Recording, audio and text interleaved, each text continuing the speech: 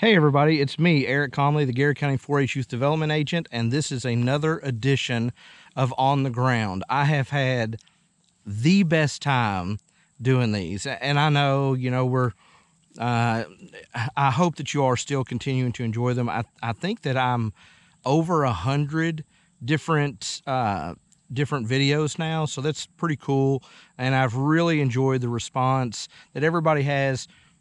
More importantly, to the videos. Some people have said things to me which I really appreciate, but more than anything, I've heard a lot of really positive comments about the videos, and I'm happy. I'm happy that people are getting the chance to see some cool plants that maybe they've never seen before, or here's some cool information about plants that maybe they didn't really realize. So I was just at the optometrist today, and he said, when I came in for my eye exam, he was like, "Hey, just wanted to let you know that I really enjoy the segments." And I was like, "Oh, well, that's awesome." I mean, so that was great that, that he's watching as well. So thank you for him watching and for everybody else that's watching. So I want to talk about this plant that we see right in front of me here. So this plant, this is one of our milkweeds, and I think we have 8 or 10 different species, native species of milkweed in Kentucky. So this one is Whorled, W-H-O-R-L-E-D, milkweed, okay? Scientific name is Asclepias verticillata. So I'm going to start with the epithet or the species first. The species verticillata simply means whorled, okay?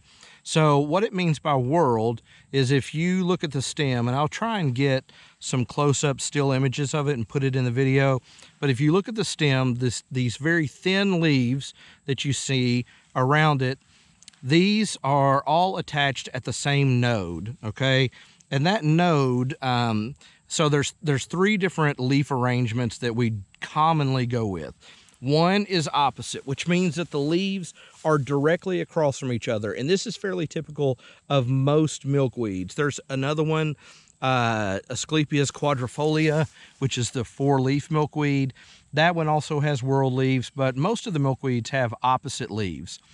Then there's some plants that have what is called alternate leaves. So this plant that you see in front of me here, this one has alternate leaves, which means that as it goes down the stem, the leaves attach at different points.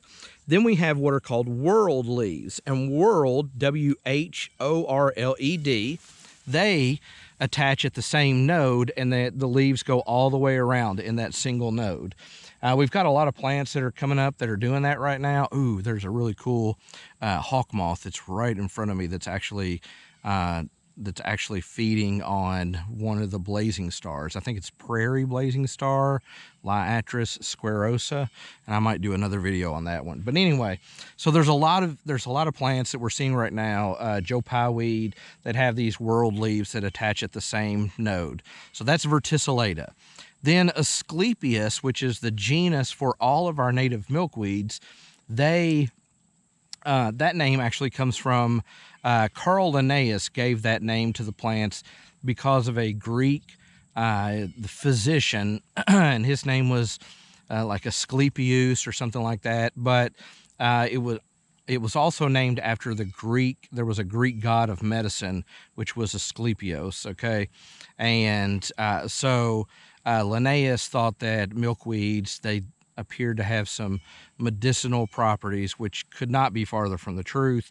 And so he gave it this kind of medicinal base name for what it is. So now this one of the unique things about this, and one of the identifying characteristics of this one, is generally when we think about milkweeds, we think about leaves that look like this.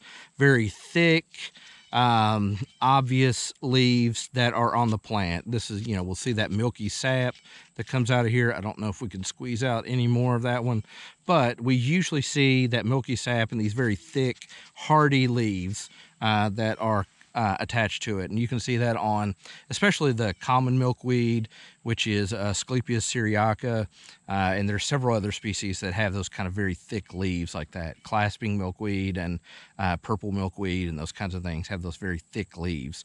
This one, though, has these very thin, spindly leaves, and so does not look generally anything as far as the leaves are concerned but the floral structure is spot on. It has, and I don't know that you all be able to see this, but like I said, I'm going to try and get some good still images of this one. If you can see that, you can see these what are called horns that stick up above the hoods. And so the horns are actually longer than the hoods. In this one, just a beautiful floral structure on this. Whorled leaves. On the back of each of these leaves, there's the single stripe. Looks like probably just a really gorgeous plant.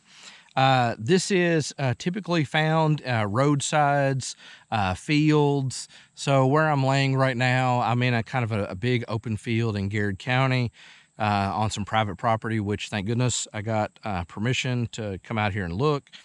But so this is one that gets overlooked pretty often because it's so small and it doesn't really look typically like a milkweed, but it is, of course, in fact, a milkweed. So as far as medicinal uses and things like that, there's been a lot of things that have claimed medicinal, a lot of people have claimed that there's medicinal uses for it.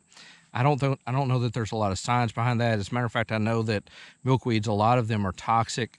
And that's one of the things, one of the benefits of those particular plants is that, as you all know, butterflies, and especially when we're talking about butterflies and we're talking about milkweed, we generally start at the top when we start talking about monarch butterflies, and then the opportunity for them to feed on milkweeds, which makes, when they feed on that, makes them taste terrible. It makes them generally just bad for birds to try and eat. So that's one of the benefits of milkweed, is they are toxic to some animals as well. And so anyway, so this particular plant, or not this particular one, but this species of plant, like I said, very common, but very often overlooked. So if you're out in a field, you may want to look around. This is the time that it would be blooming. This kind of sometime between early July and August, even into maybe early September, you would still see it in bloom, but a field or a roadside would be a common place to find this one. Thank you all so much for continuing to watch. I hope that you're enjoying them. If you ever have any questions for me, feel free to reach out. My email address is eric, eric.comley, COMLEY @uky.edu, or you can actually watch the videos on one of two platforms. You can see them on our Garrard County 4-H Facebook page, or I have a YouTube channel that I put them on as well. And so that is what links in the Facebook page. I just put that link in there. So thank you all for watching. I hope you enjoy. I hope you get out and explore. If there are plants out there that you think I might be interested in, feel free to contact me. I'd love to see some of the other cool things that I haven't had the chance to see. Western Kentucky is almost a foreign country to me. I'd love to get down there and see some really cool things. So be in contact with me. Thank you all again. This is Eric Comley, Garrard County 4-H Youth Development Agent, and this has been On the Ground with Asclepias verticillata, the Whorled milkweed. Thanks again. Bye.